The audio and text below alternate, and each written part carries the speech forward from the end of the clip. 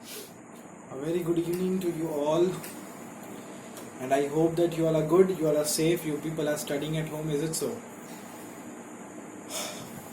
Today, uh, we are going to start a very interesting and yet a very important chapter. Interesting तो बहुत है, simple भी बहुत है और इम्पोर्टेंट तो बहुत ज़्यादा है ना? और इस चैप्टर का नाम अगर मैं बताऊं तो ज़रूरत नहीं है एक्चुअली बताने का, क्योंकि तुम लोगों ने देख लिया है पहले ही, तो बताने का कोई मतलब नहीं बनता।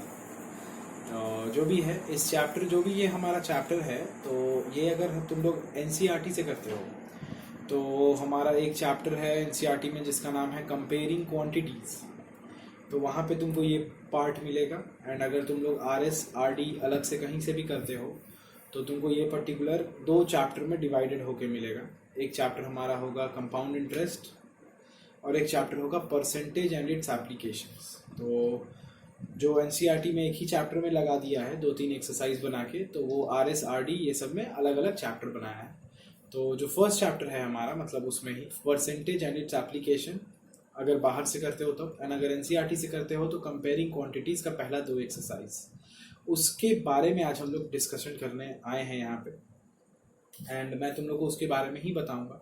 तो सबसे पहले मैं तुम लोग को जो बताना चाहता हूँ, तो कान आँख नाक सब खोल के बैठो भाई, बहुत इंपॉर्टेंट है। एंड हर एक चीज़ को अच्छे से सुनना है, अच्छे से समझना है, एंड बहुत ही अच्छे से समझना है, मतलब बहुत ही अच्छे से।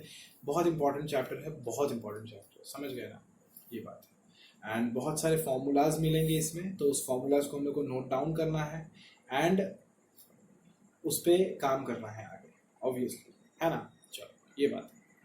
तो फर्स्ट थिंग जो हम लोग इस चैप्टर में देखेंगे कि हम लोग को बोलेगा कि फाइंड द रेशियो। आते हैं बोर्ड पे, आ जाओ चलो।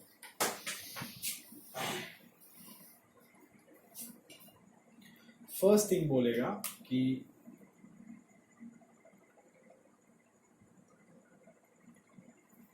फाइंड द रेशियो, है ना। Find the ratio, ratio find करने बोलेगा।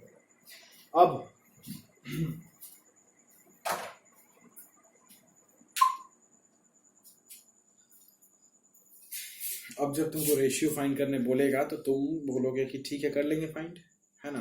तो मैं कुछ इंपॉर्टेंट छोटे मोटे पॉइंट्स तुम लोग को बताना चाहता हूँ, जस्ट कि तुम लोग गलती ना करो वाइल फाइंडिंग द रेशियो। जैसे तुमको बोलता है कि find the ratio of number 1 ₹5 to 50 पैसे। तो ₹5 और 50 पैसे का रेशियो तुमको फाइंड करना है।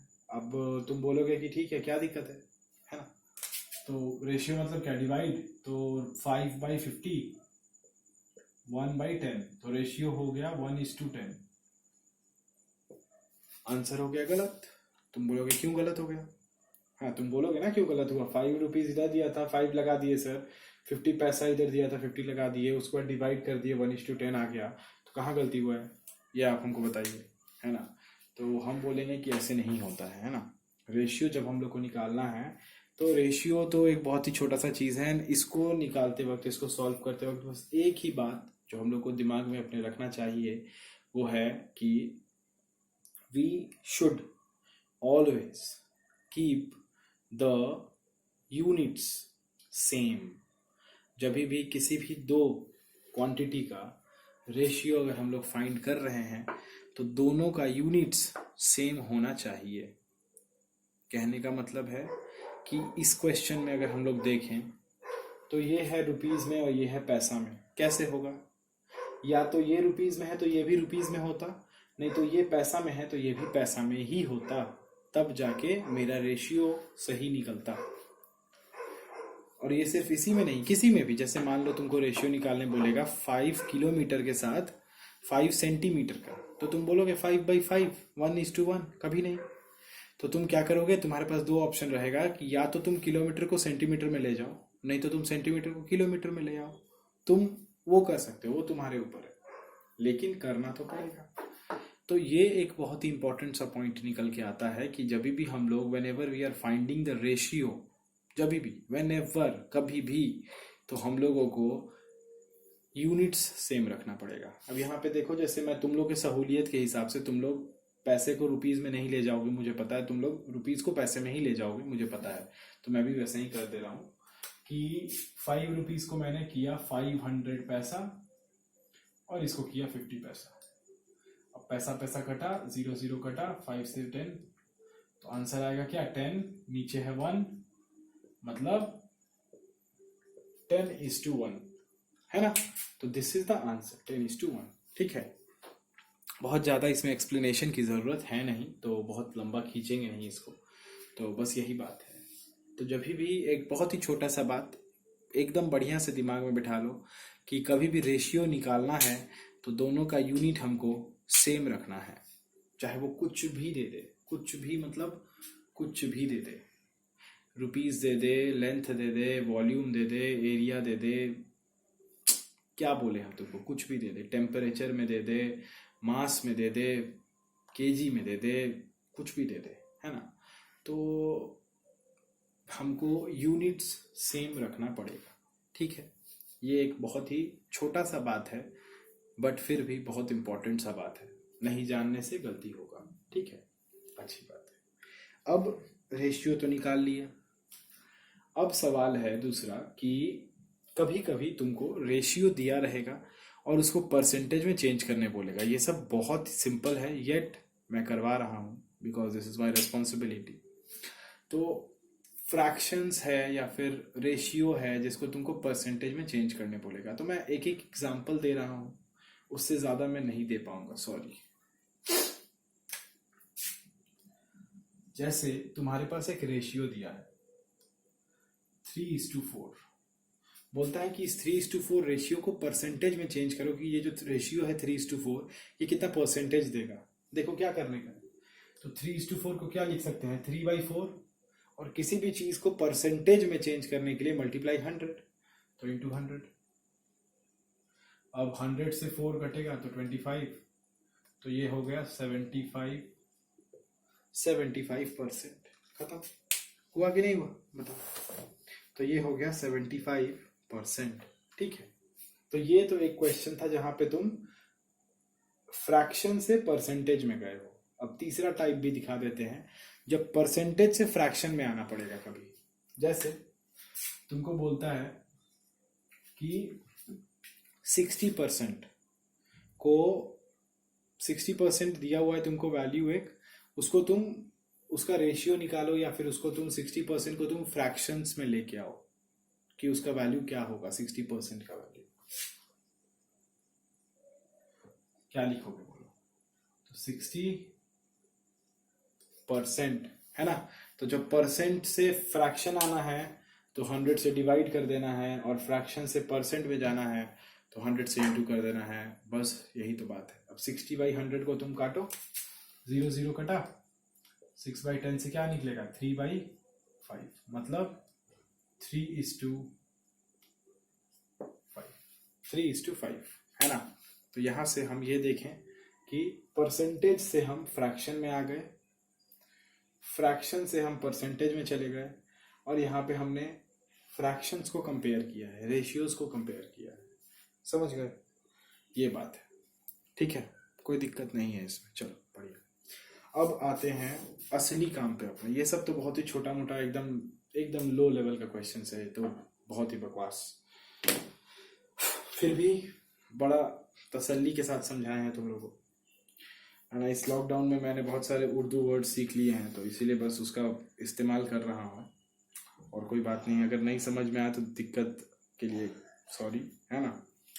चलो, अब सवाल है कि जो क्वेश्चन आता है हम लोगों का कि परसेंटेज चेंज निकालने के लिए देता है तुमको। जैसे हम तुमको क्वेश्चन बताते हैं, तो देखो कैसे, देखो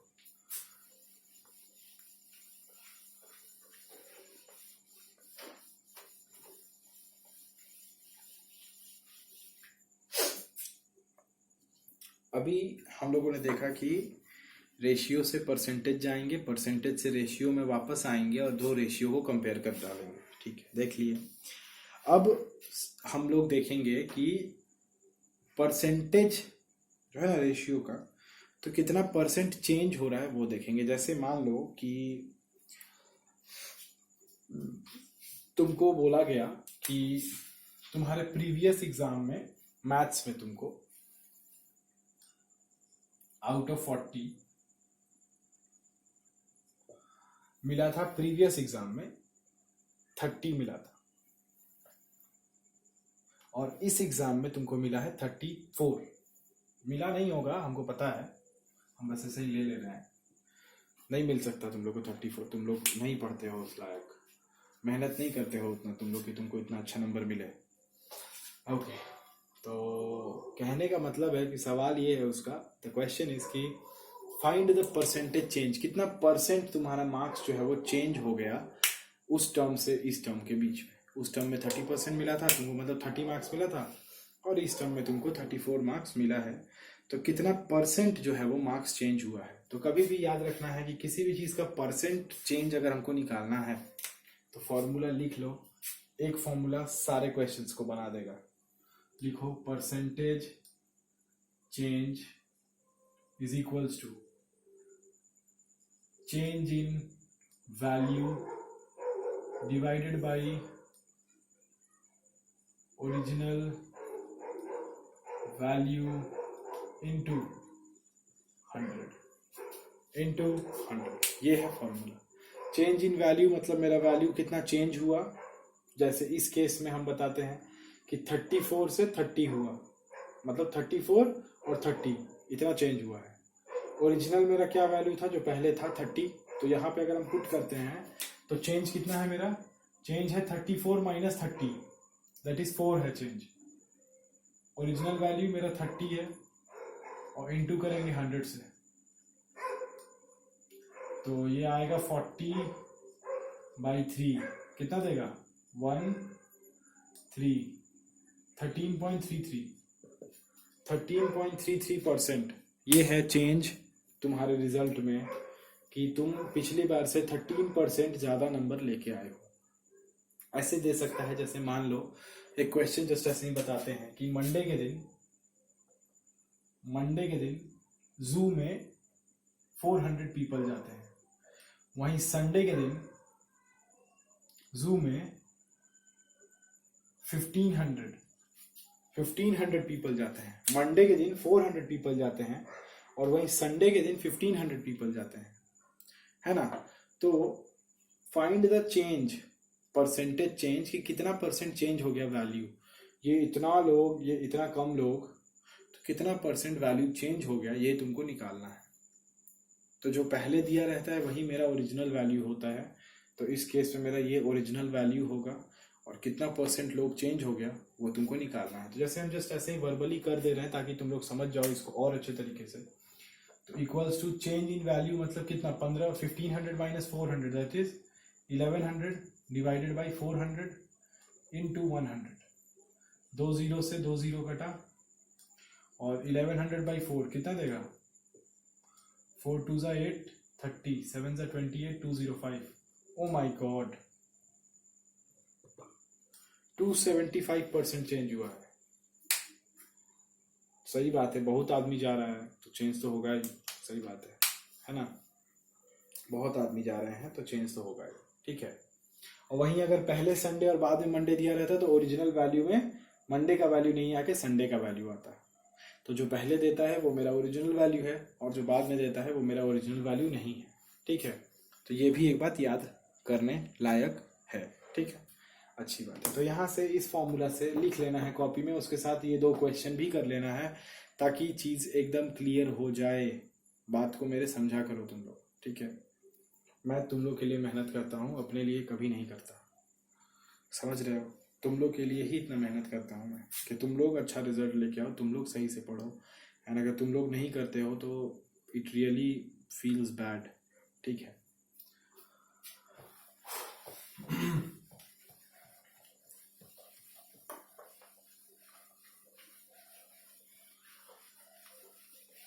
अब इसी कंसेप्ट से आगे बढ़ते हुए तुम लोग को बहुत सारा क्वेश्चन जो है वो मिलेगा, तो उम्मीद करेंगे कि तुम लोग इसको कर लोगे।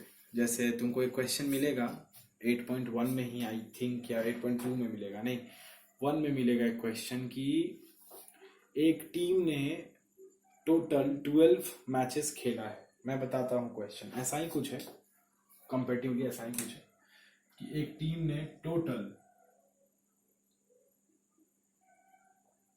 उसने 12 मैचेस खेला है, जिसमें से वो लोग नहीं, टोटल 12 मैचेस नहीं खेला है, सॉरी, उन लोगों ने टोटल कितना मैचेस खेला है पता नहीं, ठीक है, टोटल कितना खेला है पता नहीं, लेकिन जितना भी टोटल खेला है उस टोटल मैच का 40% मैच वो लोग जीता है, 40% मैच वो लोग जीता है।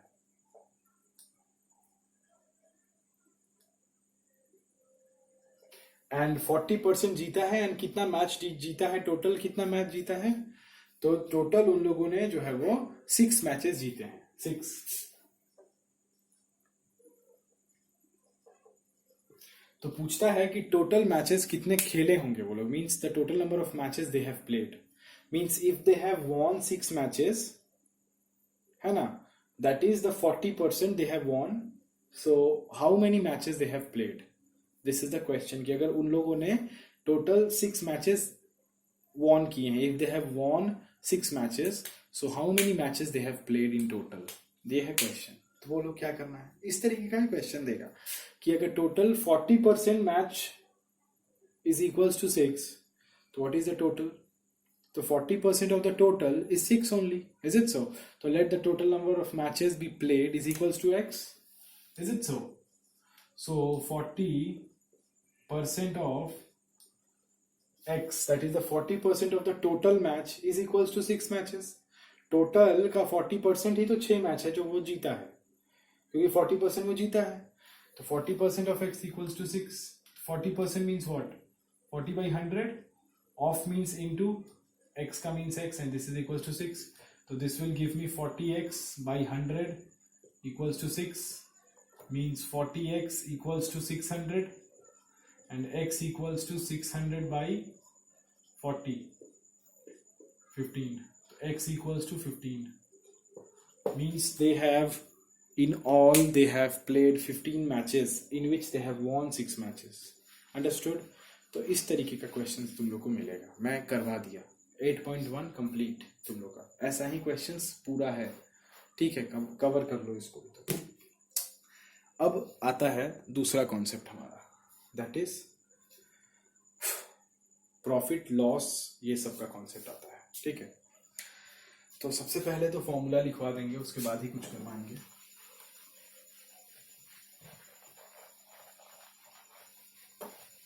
ठीक है, तो सबसे पहला क्वेश्चन जो आता है हमारा वो होता है कि प्रॉफिट लॉस में, कि तुमको ये पता होना चाहिए कि प्रॉफिट क्या होता है, लॉस क्या होता है। इतना तो सबको पता है, क्योंकि हम लोग अक्सर बोलते रहते हैं अरे यार लॉस हो गया, ओहो प्रॉफिट हुआ हमको आज, इतना का प्रॉफिट हुआ, उतना का प्रॉफिट हुआ, ऐसे घर में भी बोलते हो तुम लोग, एंड ऐसे भी बोलते रहते हो सर लॉस हो गया, ये हो गया, नुकसान हो गया, ये हो गया, दिक्कत हो गया। तो एक्चुअली में अब हम लोग को प्रॉफिट और लॉस पढ़ना है, ठीक है, एक्सक्यूज मी। तो कहने का मतलब है कि प्रॉफिट लॉस कब होगा, जब तुम कुछ सामान को खरीदोगे फिर तुम उसको सेल करोगे, means when you will buy something and then you will sell something, उसी चीज़ को सेल करोगे। तो अगर मान लो कि तुमने जितने भी प्राइस में खरीदा, जैसे तुमने क्या खरीदा, तुमने एक छोटा सा ड्रोन खरीदा, ड्रोन, ठीक है, और तुमने उसको खरीदा 500 में, तुमने उसको सेल कर दिया 300 में, तो तुम बोलोगे यार लॉस हो गया सर, लॉस हो गया सर, बहुत 500 में खरीदा था 300 में सेल कर दिया, नुकसान हो गया सर, अच्छा नहीं लग रहा है। तो तुम्हारा मन दुखी हो गया क्योंकि तुमको लॉस हो गया। अब लॉस क्यों हुआ तुमको ये सोचना पड़ेगा, यही सोचना है, और यही सोच लोगे तो क्वेश्चन बन जाएगा तुम्हारा। तो लॉस क्यों हुआ, क्यों हुआ लॉस बताओ? क्योंकि तुम्हारा जो सेलिंग प्राइस था वो कम है तुम्हारे कॉस्ट प्राइस से। सेलिंग प्राइस मतलब जिस दाम में तुमने बेचा, एंड कॉस्ट प्राइस मतलब जिस दाम में तुमने खरीदा था। तो तुम्हारा कॉस्ट प्राइस ज्यादा है और सेलिंग प्राइस कम है। तुम्हारा कॉस्ट प्राइस कितना है 500, और सेलिंग प्राइस कितना है 300। तो अगर कभी भी ये याद रखना है तुमको कि कभी भी selling price is less than cost price, तो इसका मतलब तुमको क्या होगा, लॉस होगा। ठीक है, अच्छी बात है। अब आता है कि तब प्रॉफिट कब होगा, तो ऑब्वियसली तुमको सोच लो ना, तुमने 500 में खरीदा था और तुमको एक मिल गया कोई भी समझदार आदमी और तुमने उसे सेल कर दिया कि अरे भाई ले जाओ, जापानीज टेक्नोलॉजी का ड्रोन है, ले जाओ, बहुत मजे से उड़ेगा, है ना। तुमने उसे सेल कर दिया 1200 में, एकदम तुम लाल हो गए, एकदम पैसा कमा गए, है ना। तो सीपी 500 तुमने बेच दिया 1200 में, खूब खुश, मतलब इतना खुश कि क्या बोलोगे, है ना। तो क्यों ऐसा खुश हो तुम, क्योंकि तुम्हारा एसपी ज्यादा है सीपी से।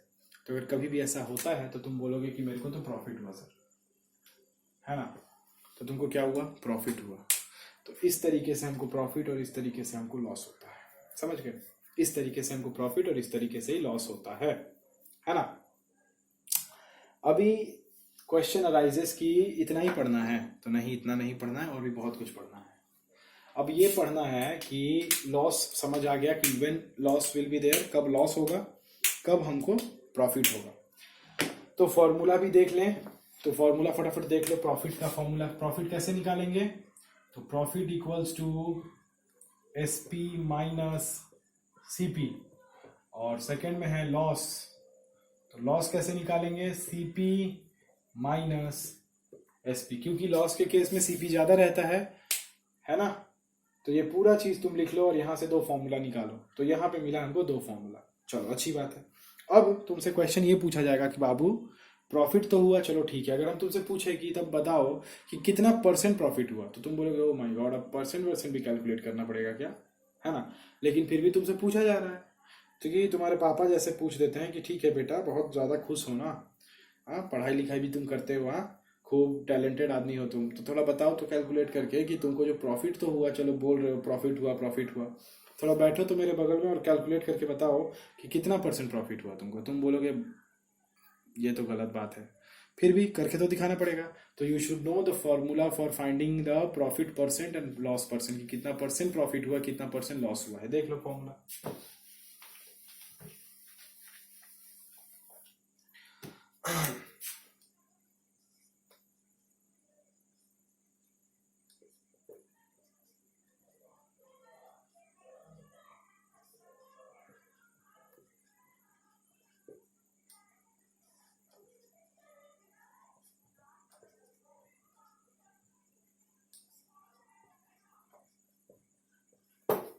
ठीक है, तो प्रॉफिट बाई सीपी, प्रॉफिट जितना हुआ है डिवाइडेड बाई सीपी इंटू 100, वहां से निकलेगा प्रॉफिट परसेंट, एंड जितना भी लॉस हुआ है डिवाइडेड बाई सीपी इंटू 100, वहां से निकलेगा लॉस परसेंट। अब आता है क्वेश्चन की किस तरीके से हम लोग एसपी निकालेंगे। ऐसा बहुत सारा क्वेश्चन मिलेगा जहां पे तुमको बोलेगा कि तुमको सीपी इतना है, मतलब कॉस्ट प्राइस तुम्हारा इतना है, तुम एक सामान को 100 में खरीदे हो, तुम्हारा कॉस्ट प्राइस है, और तुम उसको सेल कर दिए हो 12% प्रॉफिट पे, तो तुम बताओ कि तुम्हारा सेलिंग प्राइस कितना होगा। समझ रहे हो क्वेश्चन को। क्वेश्चन बोलेगा कि तुम्हारा कॉस्ट प्राइस है 200 और तुमने प्रॉफिट परसेंट, जैसे तुमने 15% प्रॉफिट पे उसको सेल किया, तो तुम बताओ कि सेलिंग प्राइस कितना होना चाहिए तुम्हारा। अगर तुम एक सामान को 200 में खरीदे और तुम उसको 15% प्रॉफिट पे सेल कर दिए, तो तुम्हारा एसपी कितना होगा। तो एसपी निकालने का फॉर्मूला जान लो, या फिर ये भी बोल सकता है कि तुम एक सामान को 200 में खरीदे और तुमने उसको 10% लॉस पे सेल कर दिया, तो तुम्हारा सेलिंग प्राइस क्या होगा। तो सेलिंग प्राइस का, कॉस्ट प्राइस का यहाँ से फॉर्मूला निकल के आता है, वो सारा फॉर्मूला हम लोग को नोट करना पड़ेगा एंड लर्न भी करना पड़ेगा, बहुत इंपॉर्टेंट है। ठीक है, देखो अब फॉर्मूला देख लो कि लिख लो SP इक्वल्स टू, ठीक है, SP मतलब सेलिंग प्राइस होता है, ठीक है। तो SP equals to 100 plus profit percent divided by 100 into CP, या फिर अगर लॉस हुआ है तो 100 minus loss percent divided by 100 into CP। अगर मान लो तुमको SP दे दिया और CP निकालने बोला है तब, तो लिख लो CP का फॉर्मूला। तो CP equals to, that is the cost price, 100 by 100 plus 100 by 100 plus profit percent into SP, और अगर लॉस हुआ है तो CP इक्वल्स टू, ठीक है, अगर तुमको इन केस लॉस हुआ है तो CP इक्वल्स टू, फॉर्मूला लिखो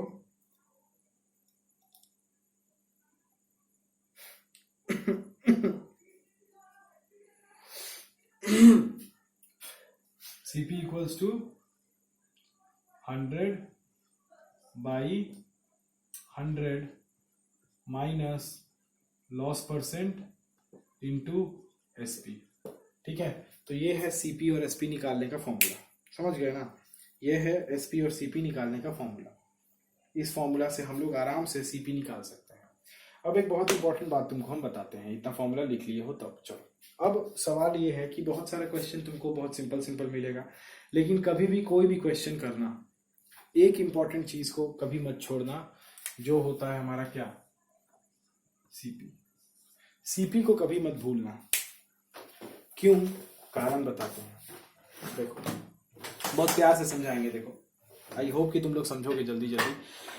CP को कभी नहीं भूलना है। क्यों नहीं भूलना है? क्योंकि अगर तुमको पता नहीं है कि तुमने खरीदा कितने में है तो तुम तो कुछ नहीं कर सकते हो। जैसे मानो कि तुम एक सामान को सेल कर दिए अपने फ्रेंड को, तुमसे तुम्हारे पापा बोलते हैं कि बाबू कितना प्रॉफिट हुआ सेल करके, तो तुम तो मुंह बना लोगे। अब बोलो क्यों मुंह बना लोगे? क्योंकि तुमको पता ही नहीं है ना कि तुम्हारा CP कितना है। तुम्हें तो पता ही नहीं है कि मैंने खरीदा इसे कितने में था। मैं 500 में सेल करके आ गया हूं सामान को, ठीक है, लेकिन मुझे प्रॉफिट हुआ कि मुझे लॉस हुआ ये तो मुझे पता ही नहीं है। तो मुझे कब पता चलेगा कि मुझे प्रॉफिट हुआ? मैं जाऊंगा चुपके से और जाके पूछ के आऊंगा घर में, जिसको पता होगा कि अच्छा ये बताइए कि इसका दाम कितना था। तो एक आदमी तुमको बताएगा कि हाँ इसका दाम, उसका दाम तो 300 रुपीज था। तब तुम बोलोगे ओ वाह ग्रेट मैन, मैंने 300 के सामान को 500 में सेल करके आया हूं, इसका मतलब मैं तो बहुत बड़ा काम किया हूं, है ना। तो जो भी है, समझाने का मेरा मोटिव ये है कि if we don't know the CP means we can't do anything. अगर CP नहीं दिया है तो तुमको CP को लेट करना पड़ेगा, लेकिन CP को छोड़ के हम लोग कोई काम नहीं कर सकते, क्योंकि CP ही नहीं पता तो तुमको प्रॉफिट हुआ कि लॉस हुआ पता नहीं। और अगर प्रॉफिट हुआ कि लॉस हुआ पता नहीं तो तुम प्रॉफिट परसेंट निकालना है कि लॉस परसेंट निकालना है पता नहीं है। CP नहीं है तो तुम SP नहीं निकाल सकते हो, क्योंकि SP के दोनों फॉर्मूला में तुमको दिख रहा है कि CP से ही मल्टीप्लाई होता है। तो अगर CP नहीं है तो CP हम लोग को निकालना ही पड़ेगा, और अगर नहीं निकाल सकते हैं तो कम से कम लेट करके क्वेश्चन को बनाना पड़ेगा कि let the CP be ₹X। समझ गए? तो ये इंपॉर्टेंट एक बात है जो कि हम लोग को जानना चाहिए, ठीक है। तो CP बहुत इंपॉर्टेंट है। ये सब कुछ फॉर्मूला है, जिस फॉर्मूला पे क्वेश्चन बनाओगे तुम लोग, एंड आई होप कि तुम लोग 8.2 का सम्स बनाओगे। 8.2 में और भी कुछ क्वेश्चन है जिसमें वैल्यू एडेड टैक्स है, सेल्स टैक्स है, और सक्सेसिव डिस्काउंट है, मार्क प्राइस का कुछ क्वेश्चन है। वो सब आज नहीं करवाऊंगा, एंड अगले दिन वो सब मैं करवा दूंगा तुम लोग को। आज नहीं सोच रहा हूँ, तो बस यही बात है, ठीक है। तो इतना ही रहने दो आज, नेक्स्ट वीडियो में फिर उसको हम लोग कवर करते हैं।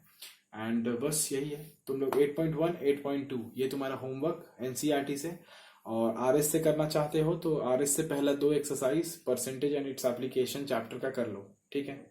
तो बस यही होमवर्क है, तो कर लो इसको फटाफट, ठीक है। उसके बाद मिलते हैं नेक्स्ट वीडियो में। चलो bye, have a good day, पढ़ते रहो।